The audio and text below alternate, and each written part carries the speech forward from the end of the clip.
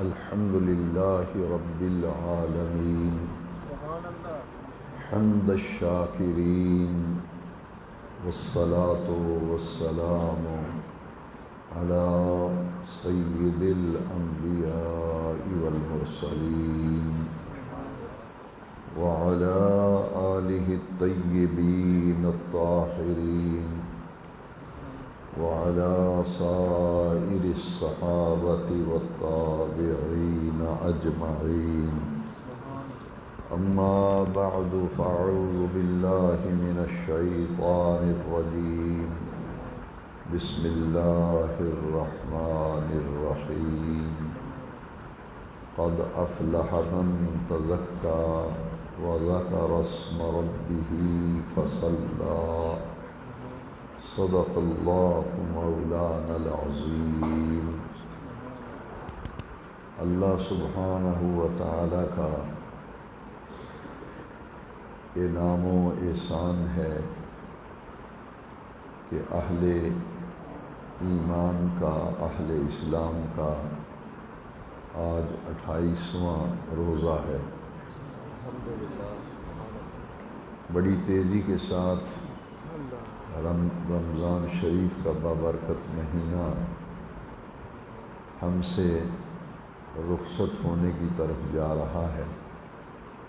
ایسا نورانی اور روحانی ماحول جو تمام اہل ایمان کو اس برکتوں، خیر اور رحمتوں والے مہینے میں ہمیں میسر آیا، اس پر ہم اپنے رب کریم کا شکر ادا کرتے ہیں کہ خالق کائنات جل وعلا نے صحت و سلامتی کے ساتھ روزے رکھنے، نمازوں کی 5 وقتہ باجماعت حاضری، تراویح کی ادائیگی، تلاوت قرآن مجید اور ذکر اذکار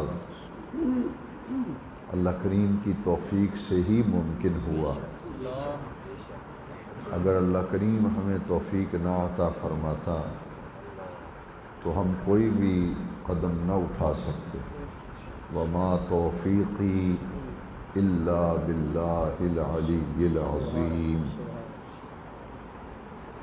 اللہ تعالیٰ جب کسی کو نیکی کی توفیق دیتا ہے، اس نیک عمل کے کرنے کے بعد 2 چیزیں ضروری ہو جاتی ہیں.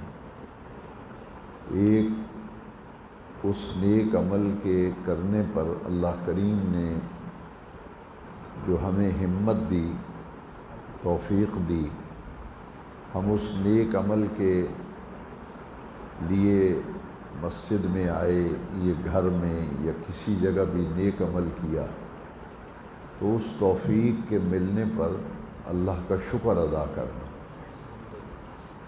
لَإِن شَكَرْتُمْ لَأَزِيدَنَّكُمْ. اگر تم میرا شکر ادا کیا کرو گے تو میں اپنے انعامات میں اور اضافہ کرتا چلا جاؤں گا. تو ہر نیک عمل سے جب آدمی فارغ ہو جائے تو اس پر اللہ کا شکر ادا کرنا چاہیے. اس کے لیے 2 مختصر لفظ حدیث شریف میں موجود ہیں. اللہم لک الحمد ولک الشکر کلہ. یا اللہ، تمام خوبیاں، تمام تعریفیں، تمام محامد و محاسن تیری ذات کے لیے ہیں، اور سارا شکر بھی تیری ذات کے لیے ہے. ایک اللہ تعالیٰ کا شکر ادا کرنا، اور دوسرا اس نیک عمل کے کرنے میں کوئی کمی بیشی، کوئی غلطی اور کوتاہی اور کوئی کمی اور نقص رہ جائے تو اس پر اللہ تعالیٰ سے استغفار کرنا.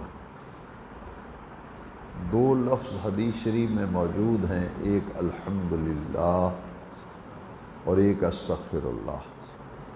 5 وقتہ نماز پڑھی ہے، دعا سے فارغ ہو کے جب اٹھنے لگے ہیں کہ اپنے گھر کی طرف جا رہے ہیں، نماز مکمل ہو گئی، دعا ہو گئی، اب آفس میں جانا ہے، دکان میں جانا ہے، گھر میں جانا ہے، تو اٹھتے اٹھتے یہ 2 لفظ پڑھنے سے اللہ تعالیٰ نام ان لوگوں میں لکھ دیتا ہے کہ جو اللہ کا شکر کرنے والے ہیں اور اللہ کریم سے اپنی غلطیوں، کمی بیشی اور کوتاہی کی معافی مانگنے والے، ان میں باقاعدہ نام لکھا جاتا ہے۔ تو فراغت کے بعد جب آدمی اٹھتا ہے، گھر کی طرف رخ موڑتا ہے، تو تھوڑا سا وقفہ دے کر پہلے پڑھنا چاہیے الحمدللہ، اور ایک لمحے کا وقفہ دے کے استغفر اللہ۔ ان دو کلمات، ایک شکر کرنا اور ایک دوران عبادت کوئی کمی بیشی نقص رہ گیا تو اس کی معافی مانگ لینا، یہ اتنا مبارک عمل ہے کہ حضرت سیدنا ابو بکر صدیق رضی اللہ تعالیٰ عنہ فرماتے ہیں کسی بھی نیک عمل جیسے تلاوت قرآن ہے، نفل ہیں، فرض ہیں، روزہ ہے، دن بھر کا روزہ رکھا ہے، افطاری کے وقت یہ لفظ بندہ پڑھ لیتا ہے، تراویح سے فارغ ہوتا ہے یہ لفظ پڑھتا ہے، وضو کرتا ہے یہ لفظ پڑھتا ہے الحمدللہ، استغفر اللہ۔ سیدنا ابو بکر صدیق رضی اللہ تعالیٰ عنہ فرماتے ہیں کہ شیطان کہتا ہے کہ اس شخص نے تو میری کمر توڑ دی، یعنی یہ دو لفظ شیطان پر بہت بھاری ہیں۔ شیطان نیک عمل میں رکاوٹیں ڈالتا ہے۔ صبح اگر نماز کے لیے کوئی اٹھتا ہے تو شیطان اسے تھپکیاں دیتا ہے کہ ابھی بڑا وقت ہے نماز میں، تھوڑا سا اور آرام کر لو، تم تھکے ہوئے ہو، تھوڑا سا آرام کرو۔ پھر اٹھے گا تو کہے گا ابھی تو بڑا وقت ہے، ٹھہر جاؤ، کیا جلدی ہے تمہیں۔ تو شیطان جو ہے دل میں وسوسے ڈالتا ہے۔ سورہ الناس جو قرآن مجید کی آخری سورہ ہے اس میں ہے الذی یوسوس فی صدور الناس من الجنۃ والناس۔ کچھ جن ہیں شیاطین جو لوگوں کے دلوں میں وسوسے ڈالتے ہیں، اور کچھ انسان ہیں جو شیطان صفت ہیں، وہ لوگوں کو نیک اعمال سے روکتے ہیں۔ یہ آخری سورہ میں الذی یوسوس فی صدور الناس من الجنۃ والناس۔ تو یہ وسوسے اور جو خیالات آتے ہیں ان کا بھی حل جو ہے حدیث شریف میں بیان کیا گیا۔ جب بھی کوئی ایسا وسوسہ آئے یا کوئی ایسا خیال آئے تو مختصر دو لفظ ہیں آمنت باللہ ورسولہ، آمنت باللہ ورسولہ۔ جب بھی خطرناک وسوسے آئیں، غلط وسوسے آئیں، شیطانی خیالات و وسوسے آئیں، یہ عادت بنا لی جائے تو چند دن کی پابندی سے وسوسے آنا خود بخود بند ہو جاتے ہیں۔ تو نیک عمل جب بندہ کرتا ہے تو شیطان پر بہت بھاری گزرتا ہے۔ تو شیطان یہ کہتا ہے جس نے عبادت کے بعد یہ دو جملے پڑھ لی الحمدللہ استغفر اللہ، تو شیطان کہتا ہے اس نے تو میری کمر توڑ کے رکھ دی ہے، یہ بہت بھاری ہیں یہ۔ اس لیے چونکہ رمضان شریف ہم سے جدا ہو رہا ہے، کل 29واں روزہ ہے، 29 میں اگر چاند نظر آ جاتا ہے تو اسے اگلے دن عید الفطر ہوگی۔ تو یہ دن جو ہیں ان میں دو چیزیں کرنے کی ہیں، ایک اللہ کا شکر اور ایک استغفار۔ اس کے لیے بہت سے الفاظ ہیں حدیث شریف میں، تو میں ان میں سے انتخاب کرتا ہوں کہ جو پڑھنے میں آسانی بھی ہو، دقت بھی نہ ہو۔ ایک تو یہ لفظ الحمدللہ رب العالمین حمد الشاکرین، اس کا معنی یہ ہے کہ میں اللہ کا شکر ادا، حمد کے اندر شکر کا بھی معنی پایا جاتا ہے۔ الحمدللہ کا ایک معنی یہ ہے تیرا شکر ہے یا اللہ۔ الحمدللہ رب العالمین، تمام شکر، تمام خوبیاں، تعریفیں، محامد، محاسن اللہ کے لیے ہیں۔ حمد الشاکرین، جو اللہ کا شکر کرنے والے ہیں ان کا شکر میں کرتا ہوں، یعنی جس طرح شکر کرنے والے اللہ کا شکر ادا کرتے ہیں، جن کا شکر اللہ کی بارگاہ میں قبول ہے، میں ان کی طرح اللہ کی حمد بھی کرتا ہوں، شکر بھی کرتا ہوں۔ ایک اور مختصر سے لفظ ہے الحمدللہ علی التوفیق ونستغفرک علی التقصیر۔ تقصیر کہتے ہیں غلطی کو، تو ہم کہتے ہیں الحمدللہ علی التوفیق، یا اللہ تیری توفیق ملنے پر تیرا شکر ادا کرتے ہیں۔ وَنَسْتَغْفِرُكَ عَلَى التَّقْصِيرِ، اور جو عبادت میں کمی بیشی رہ گئی اس کی تجھ سے معافی مانگتے ہیں۔ یہ رمضان شریف میں جو تربیت ہم نے حاصل کی ہے، یہ اصلاحی اور تربیتی مہینہ ہے جو ہمارے ظاہر اور باطن کو سنوارنے کے لیے اللہ کریم نے مقرر فرمایا ہے۔ جہاں مغفرت ملتی ہے، رحمت ملتی ہے، جہنم سے آزادی ملتی ہے، وہاں ہمیں ایک اصلاح اور تربیت ہوتی ہے کہ ایک مہینے میں جس طرح رغبت، ذوق اور شوق تمہارے دلوں میں رہا ہے، باقی 11 مہینے بھی اپنے دل میں وہی شوق، وہی ذوق، وہی رغبت قائم رکھنے کے لیے کوشش بھی کرو اور اللہ کریم سے اس کی توفیق بھی مانگو۔ یہ پورا مہینہ جو ہم نے نیکیوں کے ماحول میں گزارا ہے اور بڑے ہی نورانی اور روحانی ماحول میں ہم رہے ہیں، اس پر جو انعام اللہ تعالیٰ کی بارگاہ سے ملتا ہے نا، میں نے مختصر سی آیت کریمہ کا حصہ تلاوت کیا ہے، وہ انعامات اس آیت کے اندر بیان کیا گیا۔ قد افلح من تزکا وذکر اسم ربہ فصلی، وہ شخص کامیاب ہو گیا، فلاح کو پا لیا، من تزکا، جس نے اپنے آپ کو صاف ستھرا کر لیا، جس نے اپنا تزکیہ کر لیا، وذکر اسم ربہ فصلی، اپنے رب کے نام کا ذکر کرتا رہا، فصلی، اور نماز پڑھی، وہ کامیاب اور کامران ہو گیا۔ قرآن مجید میں جہاں بھی فلاح کا لفظ آیا ہے، جیسے عام طور پہ آپ پڑھتے بھی ہیں، سنتے بھی ہیں، فلاح دارین، تو فلاح کا لفظ جو ہے نا، اس کا مطلب یہ ہے الفوز فی الدنیا والآخرہ، دنیا اور آخرت کی کامیابی کو فلاح کہتے ہیں۔ تو اللہ کریم فرماتے ہیں جس نے اس رحمتوں اور برکتوں والے مہینے اپنے آپ کو صاف ستھرا کر لیا، کیونکہ ماحول ہی بڑا پاکیزہ ہے، 5 ٹائم باوضو ہو کے مسجد میں آنا ہے، باجماعت نماز پڑھنی ہے، دن پر روزہ رکھا ہے، اور میں نے یہ حدیث سنائی تھی آپ کو کہ ہر چیز کی زکوٰۃ، لکل شیء زکوٰۃ و زکوٰۃ الجسد الصوم، جسم کی زکوٰۃ روزہ ہے، تو پورے مہینے روزے رکھنے، نماز پڑھنے، تراویح پڑھنے، ذکر اذکار کرنے سے اندر بھی پاک اور باہر بھی پاک ہو جاتا ہے جی۔ تو پاکیزگی جس نے حاصل کی، قد افلح من تزکا، وہ کامیاب ہو گیا، وہ کامران ہو گیا جس نے اپنے آپ کا تزکیہ کیا، اپنے آپ کو صاف ستھرا کر لیا، پاکیزہ کر لیا، وذکر اسم ربہ فصلی، اپنے رب کا نام جپتا رہا، ذکر کرتا رہا، فصلی، اور نماز پڑھتا رہا۔ اس میں ایک بہت بڑا خوشخبری ہے ان لوگوں کے لیے جنہوں نے روزے رکھے، تراویح پڑھی، نمازیں پڑھی، قرآن پڑھا، تلاوت کی، بہت بڑی خوشخبری ہے۔ وہ کیا ہے؟ کئی گھرانے ایسے ہیں جن گھروں میں پتہ ہی نہیں کہ روزے آئے ہیں یا نہیں آئے، کئی لوگ ایسے ہیں جن کو علم ہی نہیں، وہ جیسے رمضان شریف آیا ہے جیسے نہیں آیا ان کے لیے برابر ہے، یعنی اس مہینے کی عزت، عظمت، قدر اور وقار کو پہچانا ہی نہیں کہ ہم مسلمان ہیں اور یہ کتنی رحمتوں اور برکتوں والا ہمیں مہینہ ملا ہے۔ تو ہر مذہب میں، ہر دین کے اندر کچھ دن، کچھ ایام، کچھ مہینے ایسے ہیں جن میں بڑی برکتیں ہیں، تو وہ قومیں اور وہ ادیان والے لوگ زمانہ قدیم میں بھی پہلے انبیاء کرام کی قوموں میں دیکھیں، ان مقدس دنوں میں عبادت کرنا اور رغبت رکھنا، یہ دلچسپی رکھنا ان قوموں کے اندر موجود رہا ہے۔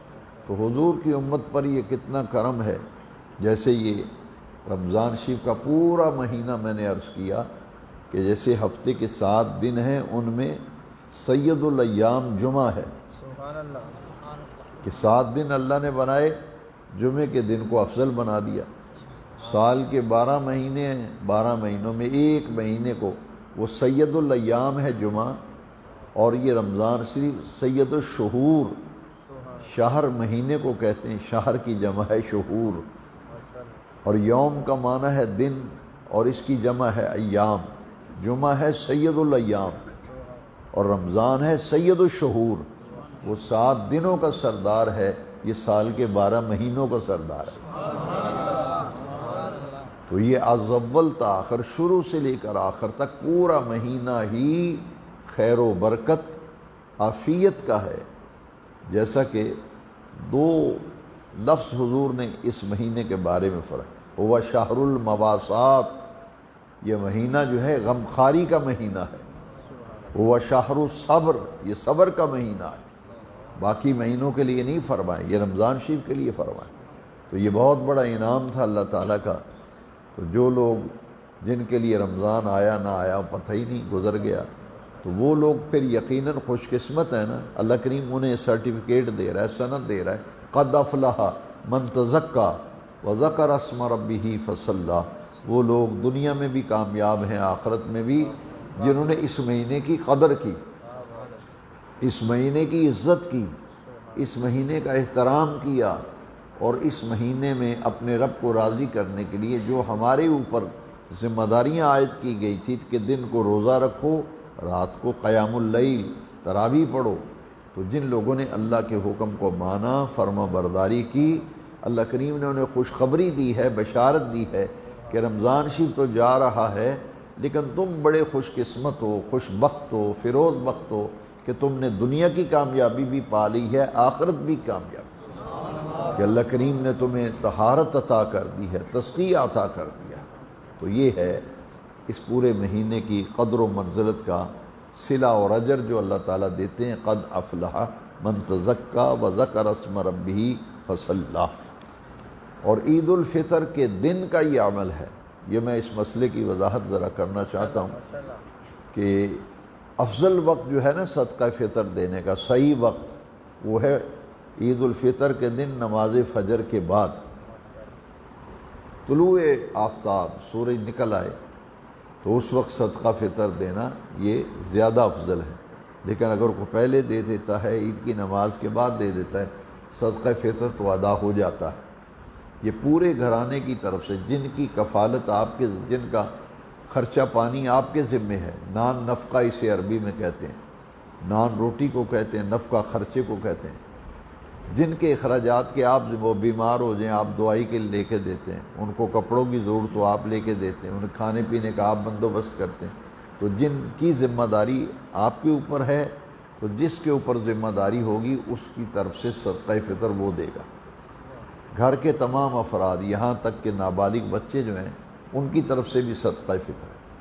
اور یہاں ایک مسئلہ اور ہے کہ جن لوگوں نے روزے نہیں رکھے، صدقہ فطر ان پر بھی واجب ہے. وہ نہیں دیں گے تو گناہ گار ہوں گے. اور صدقہ فطر واجب کن پر ہے؟ صاحب نصاب پر.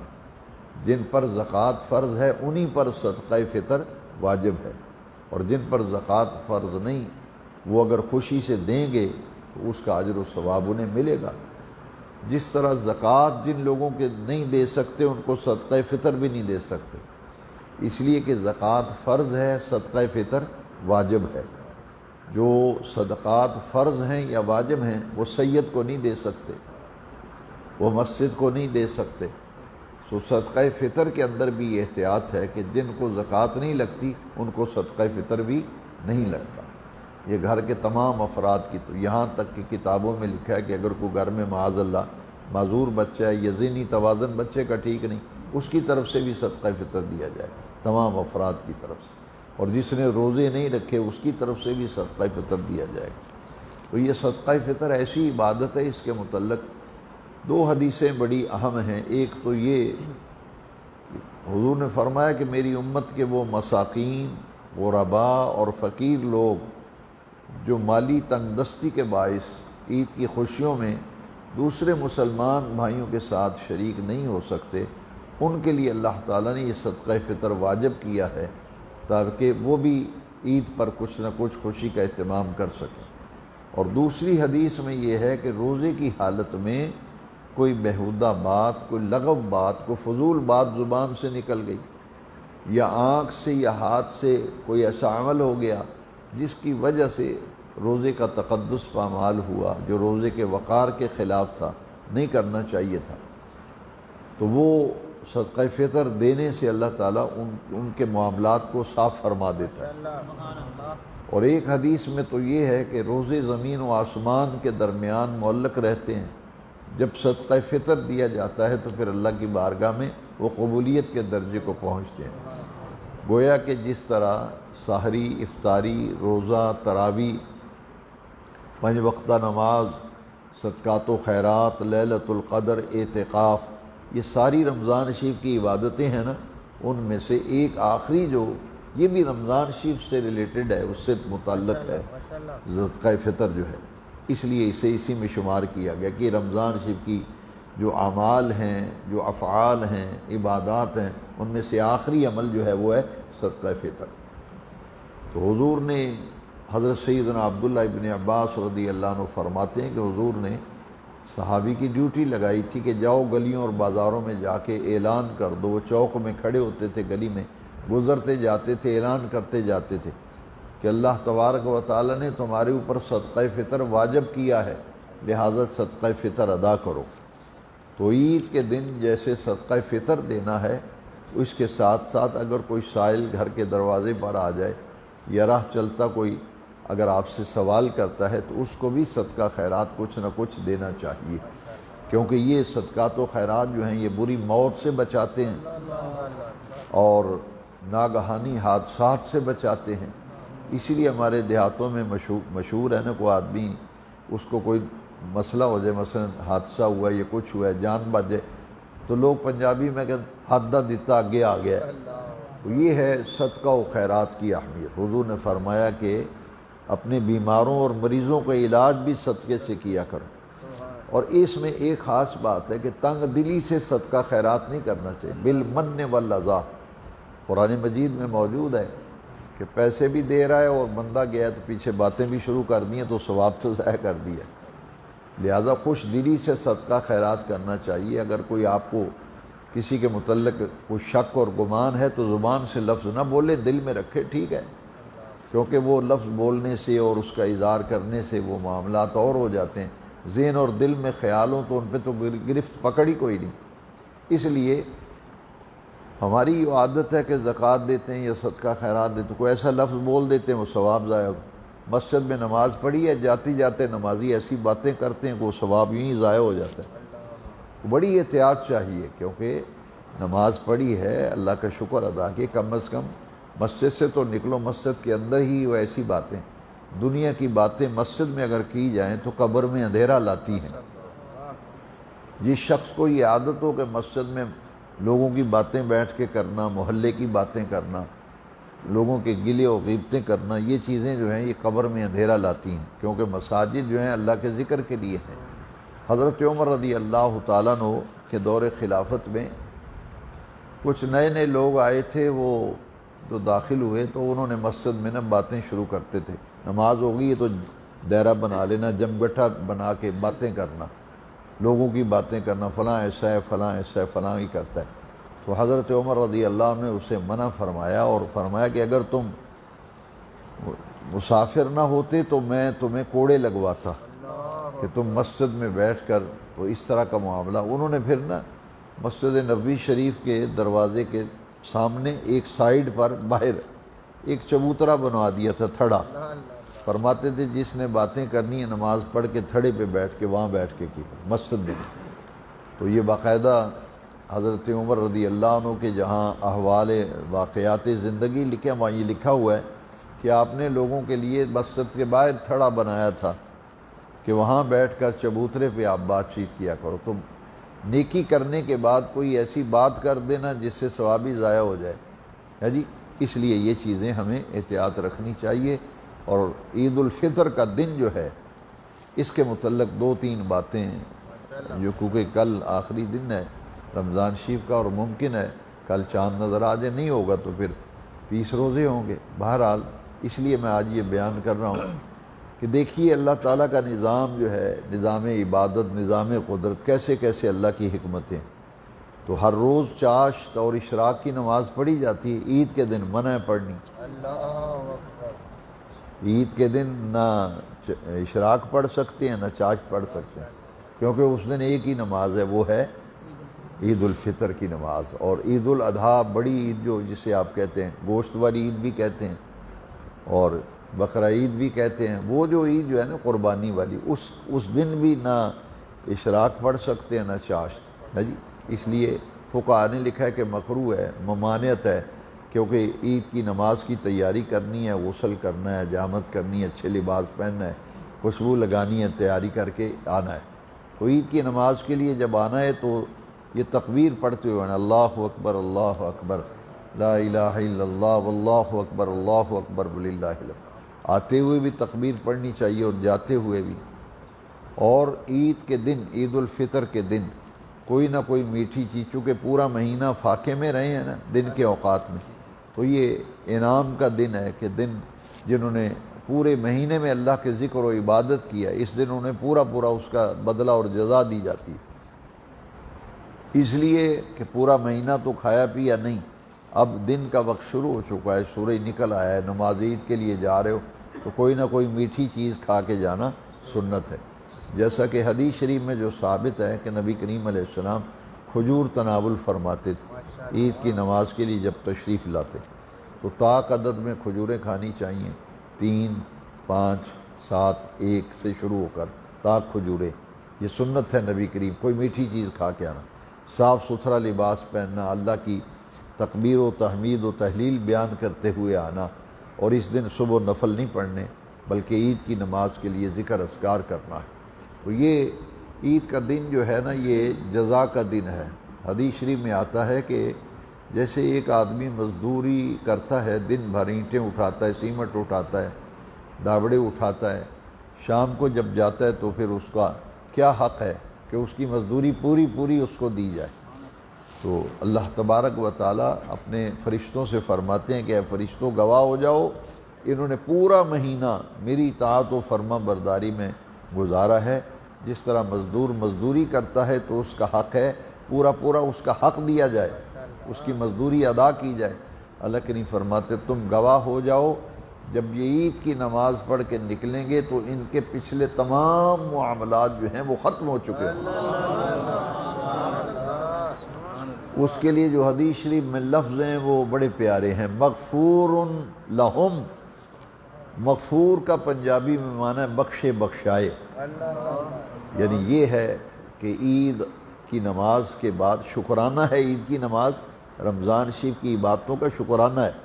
تو جب ہم نکلتے ہیں عید کی نماز پڑھ کے تو بالکل جیسے بچہ ماں کے پیٹ سے پیدا ہوتا ہے نا، وہ گناہوں سے بالکل معاملہ، کتنا بڑا انعام ہے، کتنا رحمتوں والا مہینہ۔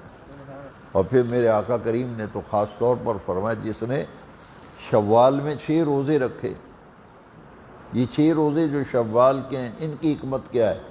یہ لگاتار، بعض لوگ کہتے ہیں نہیں جی لگاتار ہی رکھنے چاہیے، نہیں، حدیث شریف میں ہے کہ پورے مہینے میں پورے کرنے ہیں، 6 روزے پورے کرنے ہیں، چاہے لگاتار رکھو چاہے ایک کر کے رکھ کے اسے پورا کر لو، پورے مہینے میں 6 روزے۔ چونکہ ایک عادت بنی ہوتی ہے، اس لیے اگر مسلسل رکھ لی جائے تو آسانی رہتی ہے ذرا، کہ ایک عادت بنی ہوئی ہے پورا مہینہ روزہ رکھا ہے، تو عید کے دن تو روزہ نہیں رکھنا نا، اس سے اگلے دن شروع کر لیں۔